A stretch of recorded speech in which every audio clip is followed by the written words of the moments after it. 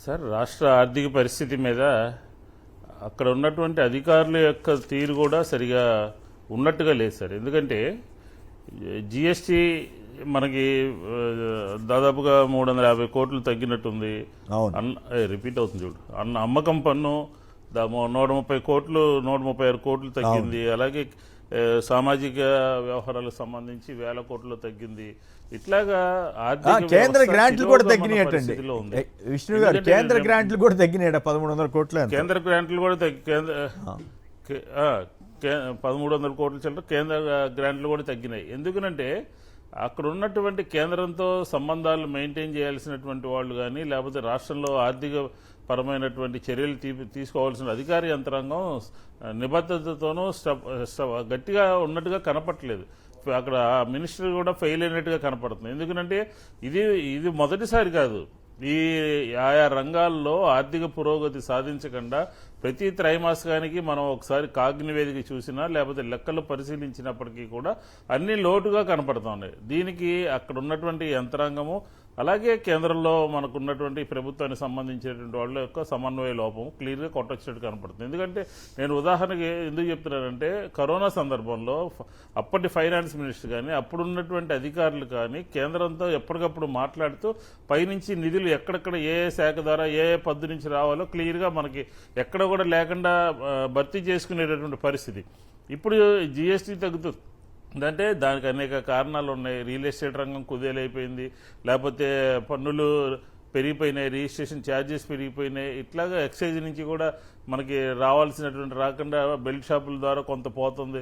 ఇట్లాగా రాష్ట్ర ఆర్థిక పరిస్థితికి, రాష్ట్ర ఖజానాకి ఈ ప్రభుత్వం యొక్క కొన్ని చర్యల మూలంగా లోటు కనపడుతుంది అనేది మనకి స్పష్టంగా అర్థమవుతుంది. ఇది ఇప్పుడే కాదు, ఈ ప్రభుత్వం వచ్చినటువంటి సంవత్సర కాలంలో ఎక్కడ కూడా పురోగతి కనిపించినటువంటి పరిస్థితి అయితే మనకి లేదు. ఈ గణాంకాలన్నీ పరిశీలిస్తే పైగా సంవత్సర కాలంలో గత 5 సంవత్సరాల్లో ఎప్పుడూ చేయనంత అప్పు ఈ 2 మాసాల్లోనే 22,000 కోట్ల చిల్లర అప్పు చేసినట్టుగా కనపడుతుంది. అంటే సంపద సృష్టించాలనే ఎజెండాతో, మాటలతో ఎన్నికల ముందు మాట్లాడినటువంటి ప్రభుత్వంలో పెద్దలు అధికారంలోకి వచ్చిన తర్వాత సంపద సృష్టి అంటే ఏం కనపడుతుందంటే అప్పు మాత్రమే కనపడుతుంది. చూడండి, ఈరోజు 22,000 కోట్ల రూపాయల అప్పు అనతి కాలంలోనే కొద్ది రోజుల్లోనే చేశారంటే సంవత్సరం మొత్తంలో 1,50,000 కోట్ల దాకా రమారమి అప్పు ఉన్నది అని అంటే ఇది ఏ రకంగా మనం భావించాలి? రాష్ట్రం ఏ రకంగా అడుగులు వేస్తుంది, ఏ రకంగా అధికారులు పనిచేస్తున్నారు, ఏ రకంగా ఫైనాన్స్ మినిస్టర్ పనిచేస్తున్నారు? ఫైనాన్స్ మినిస్టర్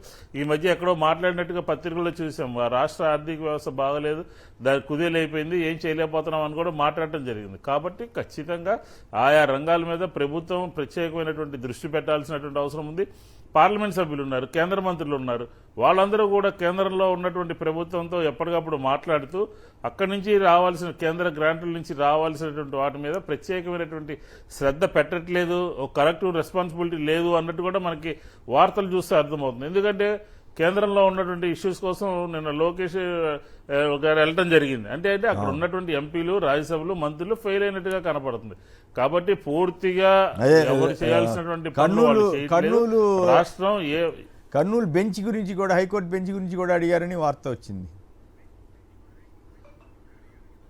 అదే సార్, ఇప్పుడు వాళ్ళకి ఏంటంటే ఈ ప్రభుత్వానికి మనసులో ఒక గిల్టీ ఫీలింగ్ ఉంది. ఏంటంటే ఆ గిల్టీ ఫీలింగ్ ఏంటంటే ఈ రాష్ట్రంలో ఉన్నటువంటి ప్రజలందరూ మనము, మన ప్రభుత్వము కొంత ప్రాంతానికి పరిమితం అయిపోయాము, రాష్ట్ర ఆర్థిక వ్యవస్థ అంతా కూడా కొంత ప్రాంతానికే కట్టబెడుతున్నాము అని చెప్పి ఈ రాష్ట్రంలో అనేక రీజన్స్లో అటు రాయలసీమ కానీ, ఇటు ఉత్తరాంధ్రలో కానీ, పక్కన ఉన్నటువంటి కోస్తా జిల్లాల్లో కానీ ఉన్నటువంటి ప్రజలందరూ భావిస్తున్నారని చెప్పిన విషయం వాళ్ళకి అందరికీ అర్థమైపోయింది. కాబట్టి ప్రతి సందర్భంలోనూ కూడా రాయలసీమ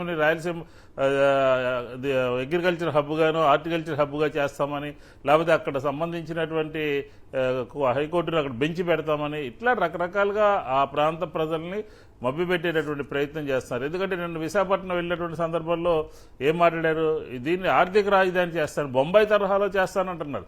మనం వైఎస్ఆర్ కాంగ్రెస్ పార్టీ అక్కడ అభివృద్ధి చేయాలని, అక్కడ రాజధానిగా ఉండాలని కోరుకుంటే అవన్నీ కూడా కాదని చెప్పి ఈరోజు ఆ ప్రాంత ప్రజల్ని మసిపూసి మారేడుకాయ చేసేటటువంటి ప్రయత్నం జరుగుతుంది. కాబట్టి ఆర్థిక వ్యవస్థ ఆశించిన విధంగా లేదు, అడుగులన్నీ కూడా అప్పుల వైపు పడుతున్నాయి రాష్ట్ర ప్రభుత్వ పరిపాలన అని చెప్పి మనం ఈ సందర్భంగా చెప్పచ్చు.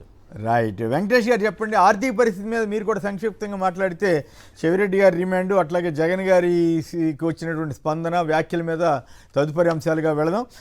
ఈ ఆర్థిక పరిస్థితి వీటి మీద మీ అభిప్రాయం ఏంటి? ఇప్పుడు ఇందాక కర్నూలు హైకోర్టు బెంచ్ గురించి కూడా విష్ణు గారు కేవలం ఆ ప్రాంత ప్రజల్ని మభ్యపెట్టడానికి అటు విశాఖపట్నం ఇటు అని కూడా ప్రయత్నాలు జరుగుతున్నాయి తప్ప ఇంకోటి కాదని అంటున్నారు.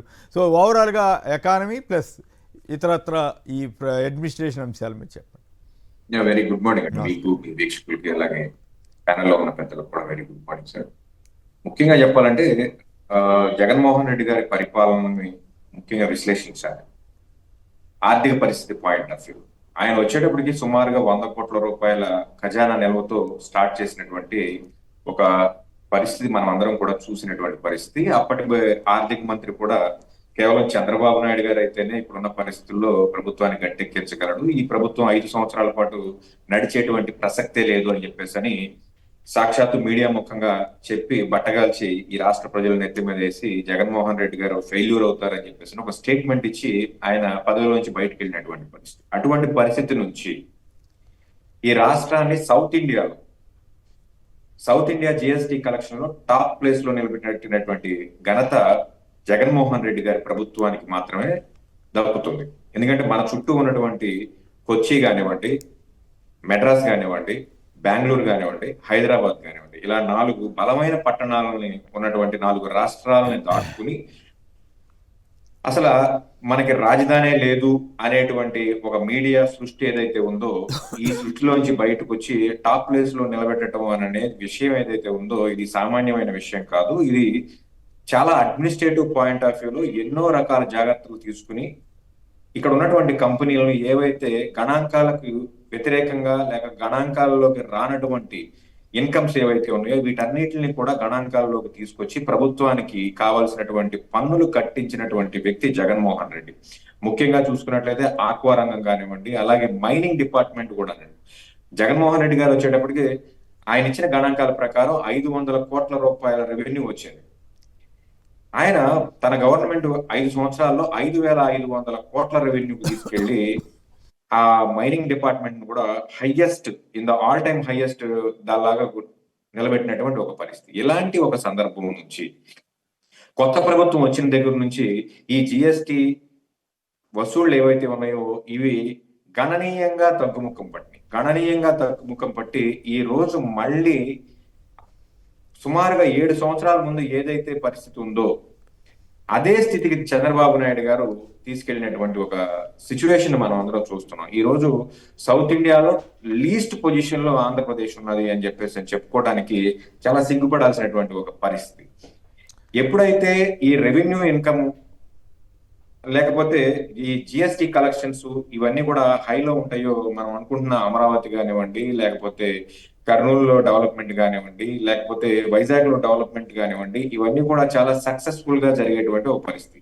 రెవెన్యూ డెఫిసిట్ లో ఉన్నప్పుడు కేంద్రం నుంచి అర్థించడం తప్ప మరొక అవకాశమే లేదు మనం ఈ పనులన్నీ చేసుకోవడం. కేవలం పేపర్లలో, మీడియాలో మేము అవి చేస్తున్నాం అని చెప్పేసి అని చెప్పుకోవడానికి తప్ప ఎటువంటి పరిస్థితి ఉండదు. డెవలప్మెంట్ చేసేటువంటి ఆవశ్యకత కానివ్వండి, అవసరం కానివ్వండి ఉన్నప్పటికీ కూడా అది చేసే పరిస్థితి మనకు సహకరించదు. దీన్ని గుర్తెరిగే అక్కడ ఉన్నటువంటి కేంద్ర మంత్రులు ఉన్నారు ఈ ప్రభుత్వానికి. అలాగే చాలా గణనీయమైనటువంటి సంఖ్య ఉంది కేంద్రంలో. కేంద్ర ప్రభుత్వం వీళ్ళ మీద ఆధారపడి ఉన్నప్పటికీ కూడా ఈరోజు టాప్ 2 అనుకునే నారా లోకేష్ గారు స్వయంగా ఢిల్లీ పర్యటన చేసి మాకు నిధులు కావాలి, లేకపోతే కేంద్రం నుంచి మాకు రావాల్సినటువంటి గ్రాంట్లు ఏవైతే రిలీజ్ అవ్వాలి అనే పరిస్థితి క్రియేట్ చేసిందని చెప్పుకోవచ్చు. వాస్తవంగా ఈ రోజు దేశంలో ఉన్నటువంటి రాజకీయ పరిస్థితులను దృష్టిలో పెట్టుకుని ఇక్కడ నుంచి ఆంధ్రప్రదేశ్ నుంచి ఒక ఫోన్ కాల్ చేస్తే మనకు రావాల్సిన ఫండ్స్ అంటే అడిషనల్ గా వచ్చే ఫండ్స్ పక్కన పెడితే మనకు రావాల్సిన ఫండ్స్ అన్న వచ్చేటువంటి ఒక పరిస్థితి. ఎందుకంటే కేంద్ర ప్రభుత్వమే మన మీద ఆధారపడి ఉంది. ఇలాంటి ఒక సినారియోలో ఏవైతే విభజన చట్టానికి సంబంధించినటువంటి మనకి రావాల్సినటువంటి గ్రాంట్లు కానివ్వండి, ఇతర ఆదాయాలకు సంబంధించిన వాటిని కూడా తెచ్చుకోలేనటువంటి ఒక పరిస్థితిలో మనం ఉన్నామా అనేది ఇక్కడ ప్రశ్నార్థకంగా మిగిలిపోతుంది. ఓకే.